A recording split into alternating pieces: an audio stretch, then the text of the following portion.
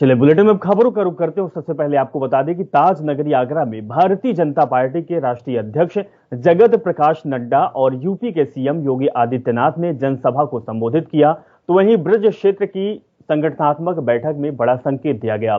CM Yogi Adityanath की मौजूदगी में नड्डा ने संकेत दिया कि नॉन परफॉर्मिंग मंत्री और विधायकों का टिकट कट सकता है।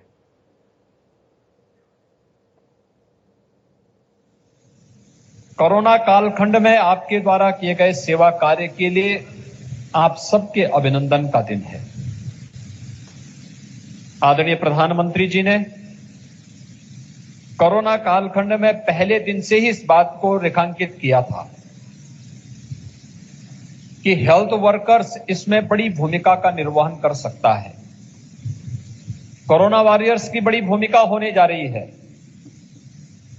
और वह सच साबित हुआ है।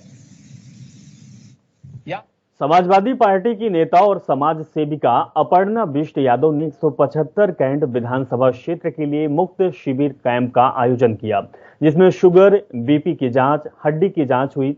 शिविर कैंप में सैकड़ों की तादाद में लोग पहुंचकर मुफ्त शिविर कैंप का लाभ लिया। वहीं अपर्णा बिष्ट यादव शिविर कैंप पहुंचकर अम्बेडकर साहब की मूर्ति पर माला चढ़ाया और कैंप का जायजा लिया। देखिए, 2022 में हम अपनी पूरी तरह से तैयारी कर रहे हैं। हमने कभी भी विधानसभा अपनी 175 कैंट विधानसभा, क्योंकि देखिए मेरा जन्म ही यहीं हुआ है, मैं कैंट की बेटी हूँ, तो मैं कभी भी ये नहीं सोचा मैंने कि चंद नफा नुकसान वोट के लिए मैं यहाँ पे राजनीति करने नहीं आई हूँ।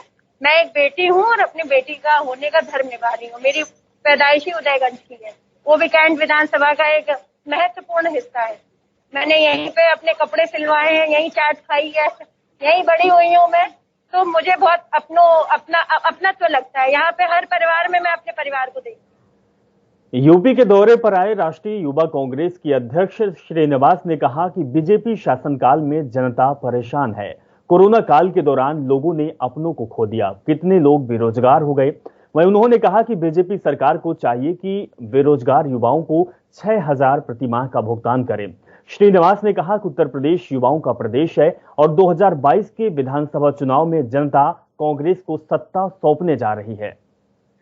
प्रदेश में सभी राजनीतिक दलों का फोकस युवाओं पर है। हमारे साथ कांग्रेस के युव जनसभा के राष्ट्रीय अध्यक्ष हैं श्रीनिवास जी। श्रीनिवास जी, उत्तर प्रदेश के युवाओं के लिए आपके पास क्या मैप है? क्योंकि तमाम बेरोजगारी की बात करें या कोरोना काल में तमाम जो घटनाएं हुई उससे कहीं ना कहीं युवा आहत है उत्तर प्रदेश का। देखिए, सबसे ज्यादा बेरोजगारी है उत्तर प्रदेश में। जो ये सरकार ने इस उत्तर प्रदेश का युवा के बारे में कभी सोचे नहीं है। जो इन लोग ने वादा किया था साल में 2 करोड़ का नौकरी देने का, अभी तक किसको नौकरी मिला, कहाँ मिला, कोई आंकड़ा नहीं है इनके पास। यहाँ का जो युवा है इंजीनियरिंग MBA पढ़ के जो दूसरे स्टेट में जाके सिक्योरिटी 6,000 10,000 काम करने जा रहे हैं। सरकार को शर्म आना चाहिए। हमेशा कांग्रेस पार्टी इस देश का युवा के बारे में सोचता है। यहाँ उत्तर प्रदेश में सबसे ज्यादा जो युवा अनएम्प्लॉयमेंट है उनके लिए बहुत बड़ी लेवल प्रियंका जी के नेतृत्व में एक प्लान। आपको नहीं लगता उत्तर प्रदेश में कांग्रेस पार्टी युवाओं के मामले में पिछड़ रही है? समाजवादी पार्टी की बात करें तो 1 booth 10 youth, Bharatiya Janata party पन्ना प्रमुख यूथ को बना रही है, तो आपके पास इस तरीके का क्या प्लान है? देखिए, आपको पता है इन लोग ने पहले मौका दिया, समाजवादी को भी दिया, BSP को हो गया, अभी BJP को हो गया। अभी एक ही पार्टी बचा है। इस उत्तर प्रदेश को बचाना, इस युवा को बचाना, इस डेमोक्रेसी को बचाना, इस महिला को बचाना है तो वो कांग्रेस पार्टी है। सारे उत्तर प्रदेश का जनता कांग्रेस पार्टी की तरफ देख रही है। जो आज चुनाव में सब लोग ने समझ चुका है, उत्तर प्रदेश को बचाना है तो कांग्रेस को लाना है। कह रही है 300 पार, समाजवादी पार्टी कह रही है 300 पार, आपका क्या है? वो भाजपा हमेशा बोलते हैं 300 पार 400 पार, उनके बोलने के इसके अलावा उनके पास कुछ नहीं है। तो कांग्रेस अब उत्तर प्रदेश में 2022 के विधानसभा चुनावों की तैयारियां तेज कर देगी और युवाओं पर फोकस कांग्रेस पार्टी का उत्तर प्रदेश में रहने वाला है। ये थे श्रीनिवास, जो कांग्रेस के युव जनसभा के राष्ट्रीय अध्यक्ष हैं। इनका साफ तौर पर कहना है कि उत्तर प्रदेश का युवा कांग्रेस के साथ है। वीडियो जर्नलिस्ट अमन के साथ संजीव कपासिया, जनता टीवी, लखनऊ। विधानसभा चुनाव से पहले गंगा आरती पूजा मठ और हिंदुत्व केंद्र में है। इसी मंत्र का केंद्र में रखते हुए कांग्रेस प्रदेश अध्यक्ष अजय कुमार लल्लू विधानसभा चुनाव से पहले कानपुर के बिठूर में गंगा घाट पहुंचे। शहर पहुंचे कांग्रेस प्रदेश अध्यक्ष ने मां गंगा की आरती की। उनके साथ सैकड़ों कांग्रेसी भी साथ रहे। गाजियाबाद के प्राचीन दुधेश्वर नाथ मंदिर में क्रिकेटर सुरेश रैना ने पूजा अर्चना की, लेकिन यह पूजा कुछ खास थी क्योंकि यह पूजा देश का गौरव बढ़ाने वाले नीरज चोपड़ा के लिए की गई। पूजा में नीरज चोपड़ा की दीर्घायु को आगे भी विजयी होने की कामना की गई। इस पूजा में सुरेश रैना अपने परिवार के साथ मंदिर परिसर में मौजूद रहे। खबर लखनऊ से है। लखनऊ में आम आदमी पार्टी के प्रदेश अध्यक्ष और सांसद संजय सिंह ने प्रेस कॉन्फ्रेंस करी। इस दौरान उन्होंने जल जीवन मिशन पर सरकार को जमकर घेरा। संजय सिंह ने कहा कि 30 करोड़ का बड़ा घोटाला बोगास कंपनियों के जरिए हुआ।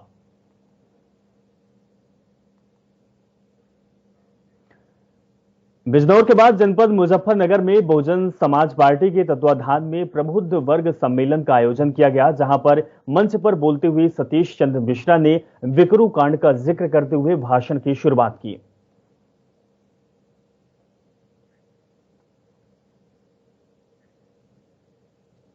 के नाम में गाड़ी से उतार करके सिर्फ नाम पूछ करके और ये पूछ करके कि तुम कौन सी जाति के हो, उनको गोली मार दी जाती है। और एक दो किस्से हो तो बताए जाए।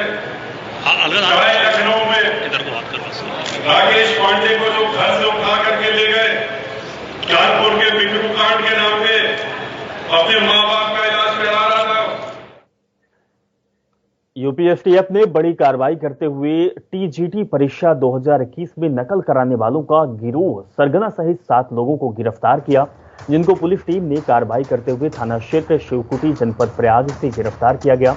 आपको बताते चले कि सभी पकड़े गए आरोपी पेपर के समय कैंडिडेट लाना और फिटिंग कराकर नकल करवाने का काम किया करते थे।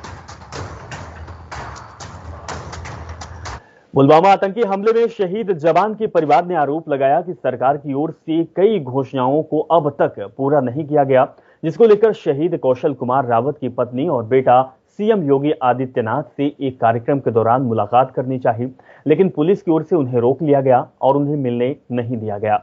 उन्हें थाने भी पहुंचा दिया गया। पाकिस्तान में हिंदुओं पर हो रहे अत्याचार और तोड़े जा रहे हिंदू धार्मिक स्थलों के विरोध में अयोध्या के संतों ने आवाज उठाई। तपस्वी छावनी के पीठाधीश्वर जगतगुरु परमहंस आचार्य ने दर्शन नगर स्थित सूर्य कुंड पर पाकिस्तान का झंडा और पाकिस्तान के पीएम इमरान खान का पोस्टर जलाकर विरोध दर्ज कराया। परमहंस ने कहा कि पाकिस्तान में हिंदुओं पर हो रहे अत्याचार को किसी भी कीमत पर बर्दाश्त नहीं किया जाएगा। इसके साथ ही उन्होंने प्रधानमंत्री मोदी से मांग की कि भारत को जल्द से जल्द हिंदू राष्ट्र घोषित किया जाए।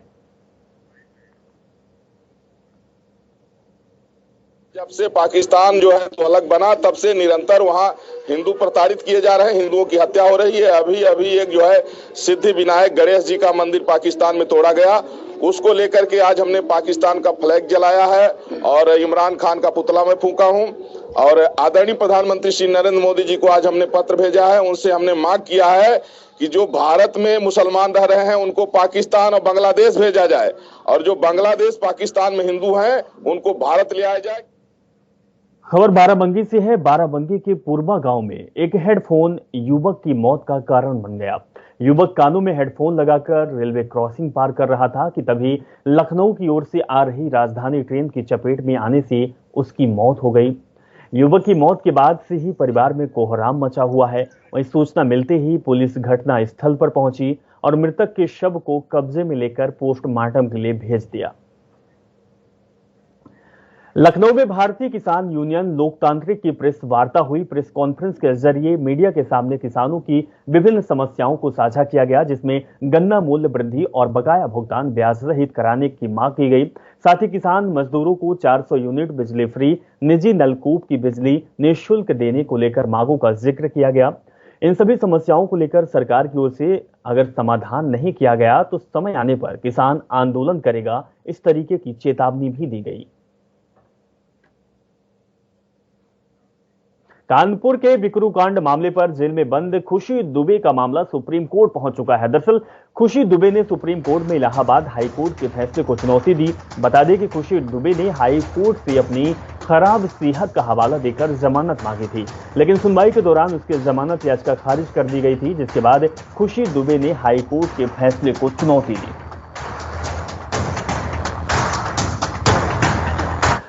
सूबे में लगातार हो रही भारी बारिश के कारण यूपी के कई जिलों में बाढ़ का संकट मंडराने लगा है। गंगा नदी इन दिनों उफान पर है। इस कारण गंगा और इसके आसपास के इलाकों में बाढ़ जैसी समस्या उत्पन्न हो गई। जल स्तर के बढ़ने के कारण कई गांवों को अलर्ट कर दिया गया है। हम आपको तस्वीर दिखा रहे हैं उत्तर प्रदेश की अलग अलग जगहों की। सबसे पहली तस्वीर आपकी टीवी स्क्रीन पर प्रयागराज, फतेहपुर, आगरा, बांदा, श्रावस्ती, इन जिलों में किस तरीके से पानी बरस रहा है, किस तरीके से बारिश हो रही है और गांवों की स्थिति और दशा क्या है, तस्वीर देखकर आप समझ सकते हैं। लोग अब परेशान है, हर तरफ पानी ही पानी दिखाई देता है। जल सैलाब इस तरीके से आया हुआ है कि लोगों का आशियाना तक छीन गया है।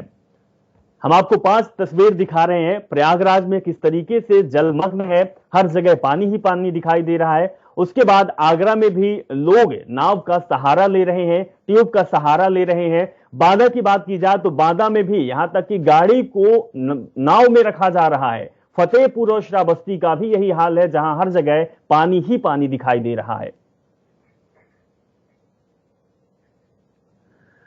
राष्ट्रवादी जनलोक पार्टी के कार्यकर्ताओं ने शेर सिंह राणा के नेतृत्व में दिल्ली दून नेशनल हाईवे पर जाम लगाया। जिले भर के कार्यकर्ता अपनी मांगों को लेकर रैली रूप में हरिद्वार पहुंचे थे। पथरी क्षेत्र के फेरूपुर में कुछ कार्यकर्ताओं को पुलिस ने हालांकि रोक भी लिया। बाद में पार्टी कार्यकर्ता सिटी मजिस्ट्रेट जगदीश लाल को बेरोजगारी, महंगाई और कई मुद्दों को लेकर ज्ञापन देने के बाद कार्यकर्ता वापस लौट गए। पार्टी कार्यकर्ताओं का आरोप है कि उन पर लाठीचार्ज भी किया जा रहा है। तो जब तक हमारा एक एक कार्यकर्ता नहीं छूटेगा,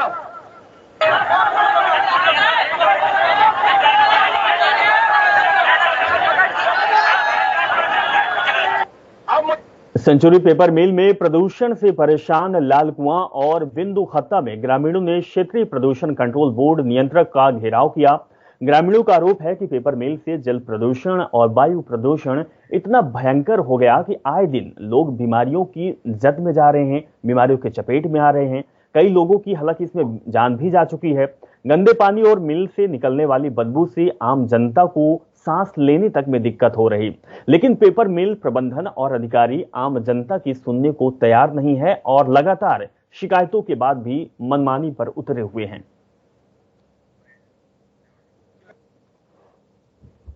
दूसरी पीढ़ी हमारी आ चुकी है। हम ये कह रहे हैं कि इसकी जो सेंचुरी पेपर मिल में प्रदूषण हो रहा है उसको रोका जाए। बिल्कुल दिन भर कोहरा छाए रहता है हमारे इलाके में और बदबू रहती है, तो हम लोग काफी पीड़ित हैं। तो इसलिए हम प्रदूषण नियंत्रण बोर्ड से मांग कर रहे हैं कि इसका तुरंत कुछ न कुछ निदान किया जाए। भारत सरकार ने एक मानक तय किए हुए हैं डिस्चार्ज के। अगर उस मानक से अधिक की मात्रा में डिस्चार्ज करेगी तो ही उस पर कार्रवाई संभव है। अगर उस मानकों के अंतर्गत वो डिस्चार्ज करेगी तो फिर उस पर समस्या उत्पन्न नहीं होती है। लेकिन वो मानक हैं तो उनको वो अभी तक फॉलो कर रही है। अगर हम इनकी समस्या दोबारा चेक करेंगे, अगर इसमें इनके मानकों के अनुसार नहीं चल रही होगी तो निश्चित कार्रवाई करेंगे। वहीं राज्य सरकार ने तीलू रौतेली पुरस्कार की घोषणा जब से की है तब से कांग्रेस तीलू रौतेली पुरस्कार मिलने वाले अधिकतर चयनित लोगों पर सवाल खड़े कर दिए हैं। महिला कांग्रेस की प्रदेश अध्यक्ष सरिता आर्य ने आरोप लगाया कि तीलू रौतेली पुरस्कार के लिए जिन लोगों को चयनित किया गया है उनमें से अधिकतर लोग इस पुरस्कार के हकदार ही नहीं हैं। ये पुरस्कार राज्य में सामाजिक कार्यकर्ता या किसी भी क्षेत्र में अपना बेहतर और उत्कृष्ट योगदान देने के लिए दिया जाता है, लेकिन चयन प्रक्रिया में ऐसा कुछ भी नहीं हुआ। इस पर सरकार को पुनर्विचार करना चाहिए। महिला कांग्रेस की प्रदेश अध्यक्ष ने कई सारे आरोप लगाए हैं। आप भी सुने उन्होंने क्या कुछ कहा है।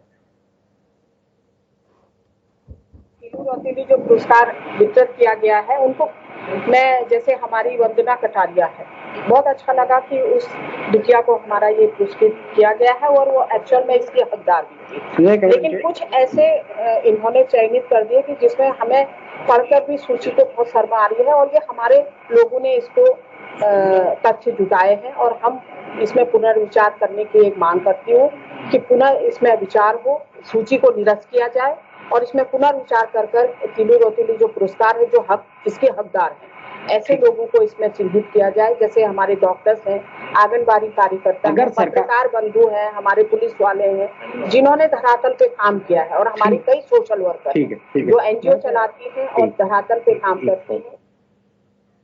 उत्तराखंड में राज्य आंदोलनकारियों को सरकारी नौकरी में 10% स्वैच्छिक आरक्षण देने, सरकारी सेवाओं से हटाए गए आंदोलनकारियों की बहाली, गैरसैंण को स्थायी राजधानी घोषित करने की मांग को लेकर राजधानी देहरादून में बड़ी संख्या में आंदोलनकारियों ने सीएम आवास कूच किया। पुलिस ने हाथीड़ कला के बैरिकेडिंग लगाकर उन्हें रोकने का प्रयास भी किया। इस पर उनकी पुलिस धक्का मुक्की हुई और आंदोलनकारी सड़क पर ही धरने पर बैठ गए। शाम करीब 4 बजे पुलिस आंदोलनकारियों को गिरफ्तार कर पुलिस लाइन ले गई, जहां से उन्हें निजी मुचलकों पर रिहा कर दिया गया।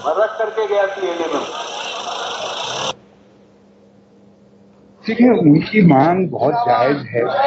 आप जो नौकरी उनको मिली है उसको छीनने की कोशिश कर। उत्तर प्रदेश में सियासी पारा हाई है। बीजेपी राष्ट्रीय अध्यक्ष जेपी नड्डा यूपी के दौरे पर हैं। आज उन्होंने ब्रज क्षेत्र के विधायकों के साथ बैठक की, जिसमें आगामी चुनाव को लेकर मंथन किया गया। बीजेपी न सिर्फ पार्टी को मजबूत करने में लगी हुई है, बल्कि अपने विकास कार्यों का अमली जामा पहनाने में भी लगी हुई है। आखिर बीजेपी क्या कुछ इस चुनाव में कर रही है, आप इस खास रिपोर्ट को देखकर समझिए।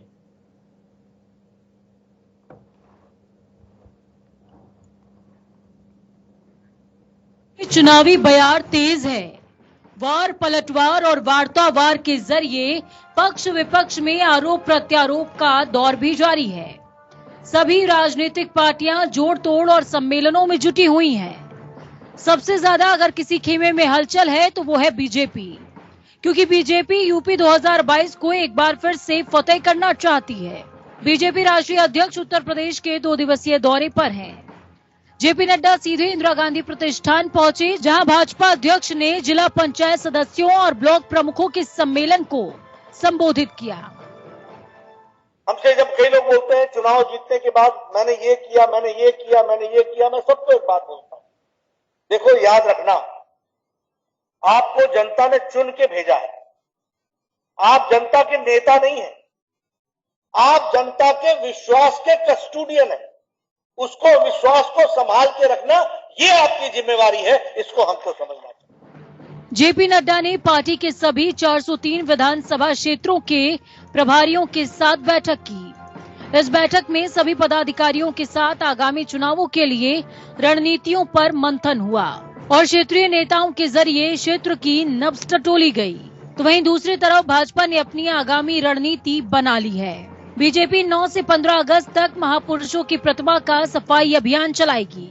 10 से 20 अगस्त तक विधानसभा वार बैठकें होंगी, जिसमें क्षेत्र में पकड़ मजबूत करने पर जोर दिया जाएगा। बीजेपी 23 अगस्त से विजय बूथ अभियान की शुरुआत करेगी। इस अभियान की शुरुआत भाजपा 25 सितंबर पंडित दीनदयाल उपाध्याय की जयंती से करेगी, जिसके माध्यम से 27,000 बूथों पर नए कार्यकर्ताओं को जोड़ा जाएगा। तो वहीं बात की जाए 8 अगस्त की, तो 8 अगस्त को जेपी नड्डा आगरा में पहुंचे, जहां उन्होंने ब्रज क्षेत्र के विधायकों के साथ बैठक की है। बैठक के बाद नड्डा ने कोरोना वॉरियर्स सम्मेलन में करीबन 1000 चिकित्सकों को संबोधित किया। नड्डा ने चिकित्सकों को उनके कोरोना काल के दौरान दिए गए योगदान को सराहा और उनका धन्यवाद भी किया। बीजेपी उत्तर प्रदेश में न सिर्फ अपने विकास कार्यों को अमली जामा पहनाने में लगी है, बल्कि रणनीतियों और समीकरणों की बिसात बिछाई जा रही है। बीजेपी केंद्र और प्रदेश सरकार की योजनाओं को गांव-गांव तक पहुंचाने में जुट गई है। यही कारण है कि दिल्ली से लेकर लखनऊ तक दौरों का दौर जारी है। जनता टीवी के लिए विशाल त्रिपाठी की रिपोर्ट। देश में कोरोना का लगातार कहर जारी है। वहीं प्रतापगढ़ में कोरोना की तीसरी लहर से निपटने के लिए तैयारियां भी तेज हो गई। सीएससी पट्टी में लगाए गए ऑक्सीजन प्लांट का कैबिनेट मंत्री राजेंद्र प्रताप सिंह ने समारोह पूर्वक लोकार्पण किया। प्लांट के लोकार्पण के साथ ही वार्डों का भी मंत्री ने निरीक्षण किया।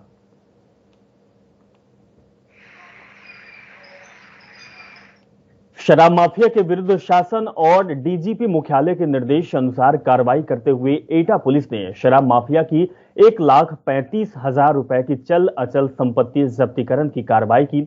शराब माफिया अभियुक्त हदोर उर्फ अंकित की चल अचल संपत्ति गैंगस्टर अधिनियम की धारा के तहत जब्त की गई।